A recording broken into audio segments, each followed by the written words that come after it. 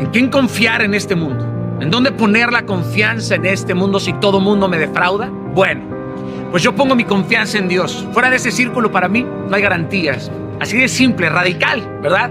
Pero lo que me dice el hombre lo considero, pero lo que me dice Dios para mí es garantía irrevocable. Y ahí es en donde coloco mis sueños, mi vida entera. Te juro que jamás serás traicionado, vas a ser confrontado. Tu fe será probada, pero quien permanece firme en Él, firme ve sus sueños. No te salgas de esa voluntad. Que te dé terror que se haga tu voluntad, porque su voluntad es el lugar más seguro que puedes encontrar en esta vida. No te salgas de su voluntad aunque te veas rodeado de leones, aunque te tiemblen las piernas, querido.